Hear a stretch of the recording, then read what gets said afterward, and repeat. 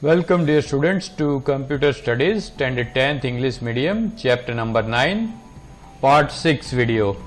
Now this is the last part video of this chapter, that is problem and problem solving. Now to understand C language properly, chapter number 10 to 16, it's very necessary to understand all these things which are taught in this chapter. Please don't forget to like the video. So let's begin. Now the first topic which we are going to discuss right now is advantages and disadvantages of flowchart. Now first we discuss the advantages, the positive side of the flowchart which we are learning from so many videos. The first thing is, as it provides pictorial presentation of the problem solution, it is easy to understand. Now here each symbol has got a specific meaning, so you can easily understand the thing. Suppose if you have to read one whole page and then you have to find out the meaning, what is written here. Instead of that, it's easy since it's a pictorial presentation. Next thing, it provides a convenient aid for writing computer instructions. Now why do we why do we draw a flowchart? Why do we create a flowchart? We create a flowchart from which finally we can do the scripting of the program in computer language. So this thing is convenient for us. It assists the programmer in reviewing and correcting the solution steps. It helps in discussion of different methods for solving a problem. This in turn provides us a facility to compare them accurately. Okay, so these all are the advantages. Now we see the disadvantages of flowchart. First disadvantage is drawing a flowchart for a large and complex problem is time consuming and laborious work. Why? At present we had solved the simple problems which were having very few steps, so almost all the programs which we had, all the flowcharts which we had drawn recently, in them it had occupied only one page space, right? They were small problems, but actual problem you want to solve. For example, if you want to create a notepad program, okay, when I was doing PGDCA in the final exam, I was asked a question of 20 marks that I have to create a notepad program. So in notepad, first of all I have to decide different menus, inside each menu different menu options, so many things. So those all things cannot be represented using flowchart. As flowchart consists of symbols, any changes or modification in the problem logic will most of the times require a new flowchart to be drawn. Here you cannot erase or change the thing, right? Since there are different symbols, it will be very difficult to do any modifications in this thing. And the last point is, there are no standards specifying the details of data that should be shown in the flowchart. Hence, flowchart for a given problem, although with similar logic, may vary in the terms of data shown. Fine, so here we complete the topic of flowchart. Now we come to the topic of algorithm. Okay, now it's very simple. Algorithm is almost like pseudocode. In the first video lecture of chapter number 9, I had explained something using pseudocode, so this thing is almost the same. Now we try to solve this thing. The thing is, your friend has come to your house and is now interested in going to your school from your house. Okay. He or she calls you, will first need to have some route location in mind. So here below is given the map from your house to the school. Exact meter is mentioned, that first you have to go out of the house, go in the right hand side direction for 30 meters, then take a left turn, go 800 meters, then go straight, then a circle will come, you go straight for 500 meters. This all things map is given to us, right? Now algorithm is nothing but simply writing the steps as I spoke just now.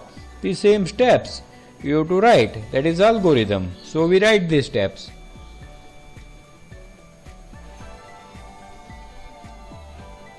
Using the route map given in figure, you will be able to guide your friend step by step as mentioned below. Step number 1. Start from my home and take right and go 300 meters, right? So that thing I had spoken just now. You have to start from the house, take a right turn and go 300 meters straight. Then now take a left turn and go straight from for another 800 meters. Then take a right turn and walk for 500 meters. You will encounter a 4-cross road with a circle. Do not take a turn at the circle. Instead, keep on walking in the direction you were walking till 700 meters. So, step number 5. Now take a right turn. After 600 meters, you will reach another crossroad with an oval-shaped fountain in the middle of the crossroad. Step number 6. Take a left turn from this junction and walk for 300 meters. You will be able to see my school on the right hand side of the street. So this is the solution of the problem, that is, the thing is written in the way is called algorithm. Not at all difficult, isn't it? You can easily write the algorithm. From the above example, we can say that the problem of reaching your school or your school is solved by following a sequence of steps. In computer science, an algorithm refers to step-by-step procedure for solving a particular problem. An algorithm is written in a natural language like English. Algorithms, once written, then it could be easily converted into computer programs. The steps which you have written just now, the same thing, you have to modify it little bit and straight away type in the programming. Now the next problem is write an algorithm to find the sum of numbers divisible by 11 within the range of 1 to 100. Now this is a very awkward question. Why textbook people ask awkward question, I could not understand. The question could be simple, that find the sum of the odd numbers or even numbers or numbers divisible by 3. But this is an odd question, so we start. Step number 1, start. Step number 2, take two variables, num and sum. It could be number and sum, whatever. Initialize num is equal to 1 and sum is equal to 0. Now this is like a previous flowchart which we had created of this sort. Do you remember that or not? The same type of thing we had done. We had taken two boxes example and those all things. One box was 0 and another was initialized by 1, and I hope you remember the thing. Fine. Step number 4. Check whether the number is divisible by 11 or not. To do this, we have to find remainder when number is divided by 11. Whatever remainder comes, store that remainder in another variable, say r. So you have to take the third variable, that is r. R is equal to number minus integer into bracket number divided by 11, bracket close, into 11. I am sure you may not be able to understand what I am speaking right now, but don't worry, the explanation will come just now. First we finish this thing. Step number 5. If r is not equal to 0, go to step number 7. Sum is equal to sum plus num. Step 7. Num is equal to num plus 1. Step 8. If num is smaller than 100, go to step number 4. And at last print sum and end. Now just see, whatever I am explaining, it's difficult for me to explain this thing and for you to understand the thing. You pause the video over here, and from now onwards you keep the textbook in your hand, okay, so that you will be able to understand the thing. For example, here I have taken the screenshot of this much part. The same thing I have extended on the other slide. If I try to show you the whole page in one slide, then the font size will become too small and you will not be able to understand the thing. So kindly keep the textbook with you. Okay, we are about to end the chapter. Now the explanation is given here. To find the remainder, we first divide the number stored in num by 11, and then we take its integer part. For example, if the value of num is 39, then dividing it by 11 will get 3.54545455. If we take its integer part, it will be only 3. The portion after decimal point will be removed. When the integer part is multiplied by 11, we get 33. If this 33 is subtracted from the original number, that is 39, we get a value 6. This value is the remainder. Note that we have assumed a process called int, integer, which gives integer part of the number. Now it's very difficult for me to explain you this thing. There is easy method also, but just now I am going according to the textbook. There is very simple and easy method, no need of doing all these nonsense things, but just now I continue with the textbook. Step number 1 to 4 is self-explanatory. Step number 5 checks the remainder using the technique mentioned above. If the remainder is not equal to 0, it means that the num is not divisible by 11, and we will proceed to take the next number. If number is divisible by 11, we will jump to step 6. We add the value of num to sum and then proceed to step 8. In step 8, we check whether num is less than 100 or not. This check is used to exit from the loop. We will thus continue till the value num is less than 100. Finally, we will print the value of the sum. No need of doing this nonsense and lengthy procedure. It's very simple. The thing which we had done in the flow chart, same thing you can do here. Take the example of 2 boxes and that example, if you remember, do according to. Problem number 2. Write an algorithm to find out compound interest for given principal amount, time period and rate of interest, when the interest is to be calculated every year.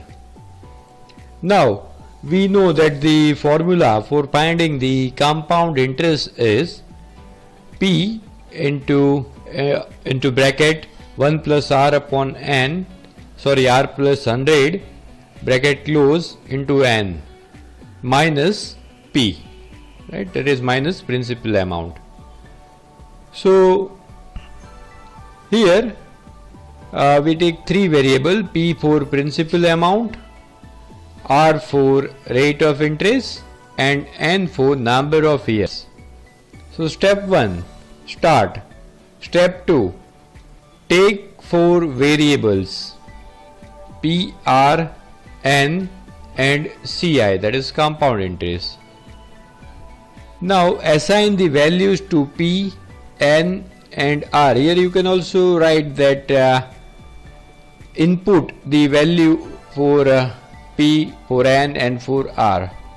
Step 4, calculate compound interest using CI is equal to the formula. Step 5, print value stored in CI and end. Then the last program of this chapter is find out the total weekly pay to be given to an employee based on the number of hours he or she has worked. To get a solution here, we need to know the pay per hour, that is to be given to the employee, and the number of hours which he has worked. It's very simple, right? Two things we need to know, that is the pay per hour and number of hours is work. So we start. We want to find out weekly pay. For this we need two inputs, that is number of hours worked and salary per hour. Step 1, start. Step 2, take three variables, that is number of hours worked, pay per hour and weekly pay. Assign values to number of hours worked and pay per hour. Here, as I told you just now, you can also write here input values of this thing. Step 4, calculate weekly pay using the formula. Weekly pay is equal to number of hours worked into pay per hour, very simple.